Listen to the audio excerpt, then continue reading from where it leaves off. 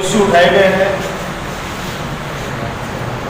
अभी जो चल रहा था तो मैं ये सब आपसे भी कहूँगा, चेयरमैन जी आपसे भी, जो भी हमारे यहाँ चाहे सफाई कर्मचारी हों, चाहे पद के विरुद्ध कोई भी काम कर रहा हो, इतने सालों से नवलगढ़ की सेवा कर रहे हैं, उनको हम लोग हमारे बोर्ड के माध्यम से, हमारे सरकार की तरफ से उनको पदोन्नति के रूप में जो इनाम दे सकते हैं, उनको आपको आउट ऑफ द वे जाना भी पड़े तो करना चाहिए। क्योंकि आप सबको पता है कि जब से कमान चेयरमैन जी सुरेंद्र सैनी जी को और आप लोगों को नगर पालिका को दी, उसके बाद से मेरा कितना इंटरफेरेंस रहा है ये आप सबकी आत्मा जानती है। मैंने आप लोगों से छोड़ रखा है और मुझे खुशी है कि 5 साल में नवलगढ़ में काम में भी कोई कमी नहीं रही है। देखो, पूर्ण काम तो कुछ भी नहीं होता है। वो दिन भी आएगा जब अपन ये कहेंगे कि भाई हमने अभी 100% काम किया, फिर भी 5% कहीं कहीं काम बच जाता है। लेकिन मैं जहाँ तक समझता हूँ कि 70% तो हमारा नवलगढ़ शहर साफ सुथरा हुआ है। मैं 100 नहीं करा, 90 नहीं करा, 80 नहीं करा, लेकिन 70% तो आपकी आत्मा में जिन गलियों में हम लोग जा नहीं सकते थे गाड़ियों से, पैदल, तो बहुत बड़ी बात है। आज वहाँ पे जब कई बार निकलता हूँ तो रात को माता बहनें चारपाई डाल के वहाँ पे बैठती हैं, पीढ़ा डाल के वहाँ पे बैठती हैं, एक सफाई का माहौल दिखता है। इसलिए आप लोग ये मत सोचिए कि हम लोग पार्षद रहे, हमारा इतना काम, ये काम नहीं हुआ, वो काम नहीं हुआ। देखिए, जिम्मेदारी पद पे आप लोग, पार्षद का चुनाव भी बहुत ज़बरदस्त चुनाव होता है। जैसे पंच बनना मुश्किल है, वैसे पार्षद बनना मुश्किल है, क्योंकि मैन टू मैन वर्किंग का लोग बाग उसका आकलन करते हैं, मैन टू मैन। और आज का ज़माना तो और ज़्यादा आगे, अपने सामने चुनौती जो है वो लोगों को संतुष्ट रखने की है। आप सोचिए कि ऐसे माहौल में जब परिवार का मुखिया अपने 5 बच्चों को संतुष्ट नहीं रख पाता है, तो एक वार्ड में अलग अलग विचारधारा के लोग रहते हैं, अलग अलग जाति धर्म के लोग रहते हैं, उनको एक सूत्र में रखना, संतुष्ट रखना बहुत बड़ी चुनौती है। तो बाबा राम साहब की कृपा है हम लोगों के ऊपर कि हम लोग बहुत ताकत से उन लोगों को हम लोग संभालते हैं। तो आपका कार्यकाल बहुत अच्छा रहा है। मैं बहुत आप लोगों को, क्योंकि ज़्यादातर तो मेरे से छोटे ही हैं, 2 बुजुर्ग हैं हमारे बीच में, एक तो हमारे वकील साहब और एक पूर्व चेयरमैन साहब रिचपाल सैनी जी, तो इन दोनों को तो प्रणाम करता हूँ। और बाकी जो मेरे छोटे भाई हैं उनको सबको आशीर्वाद देता हूँ और बाबा राम साहब पीर से प्रार्थना करता हूँ कि आप लोगों ने जो सेवाएं की हैं और कांग्रेस पार्टी के प्रति और हम लोगों के प्रति जो सम्मान हमेशा आप लोगों ने किया है, उसको आप लोग बरकरार रखेंगे। और आप लोगों के ऊपर जिम्मेदारी अब ज़्यादा है, क्योंकि राज आपका है, इसलिए बोर्ड आपका बनना बहुत ज़रूरी है। बोर्ड आपका बनेगा तो बहुत ज़्यादा काम होंगे।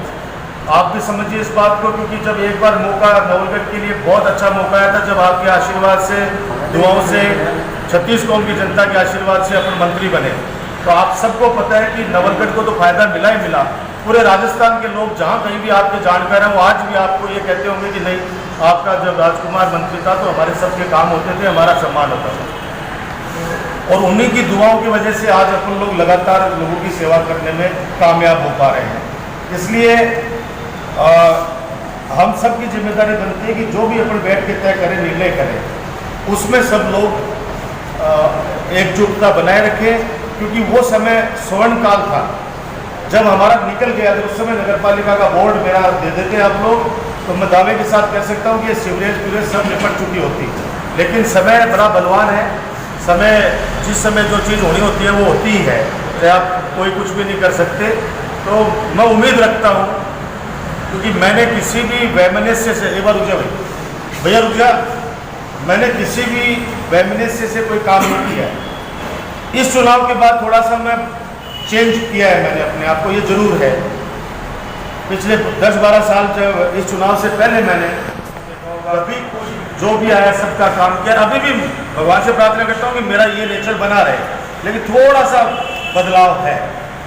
वो बदलाव क्यों है, ये सबकी आत्माएं जानती हैं, आप सबका मन जानता है, दिल जानता है कि आज हम लोग राजस्थान के सरकार में हमारा सिर नहीं है, वो क्यों नहीं है, ये आप सबको पता है। उन लोगों का कुछ नहीं बिगड़ा है, क्योंकि वो बेशर्म लोग हैं। बेशर्म लोगों को कोई फर्क नहीं पड़ता, उनको बाजार में चाहे जुलूस निकालो उनका काला मुंह करके, कोई फर्क नहीं पड़ता उनको। फर्क पड़ गया नवलगढ़ की जनता के। ये 2 साल अगर कोठार में सील होता तो अभी तो पता नहीं क्या होता, पता नहीं क्या होता, किस कारण से रुका ये आप सबको पता है। मैं उन चीज़ों को याद नहीं करना चाहता, लेकिन मैं इतना कह सकता हूँ कि तो आप लोगों की दुआएं थी, हजारों गरीब लोगों की दुआएं थी कि हमें राजनीतिक जीवनदान दे दिया, वरना लोगों ने तो मौत लिख दी थी हमारे भविष्य के लिए कि मौत, राजनीतिक मौत।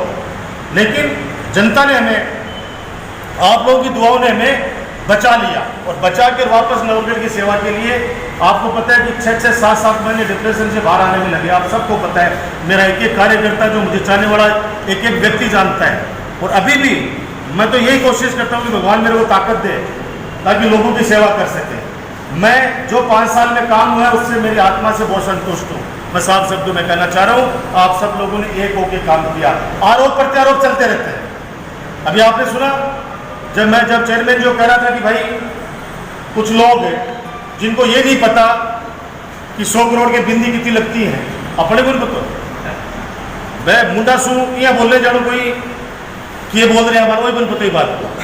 और नगर पालिका के ऊपर, और इसको सिटी बना के, चेयरमैन जी को सिटी बना के, और मेरी तरफ उन्होंने लांछन लगाने का प्रयास किया। लेकिन मैं कहता हूँ कि सत्य परेशान हो सकता है, पराजित कभी नहीं हो सकता, ये सच है। थोड़े दिन के लिए बादल आएंगे, अंधेरा भी छाएगा।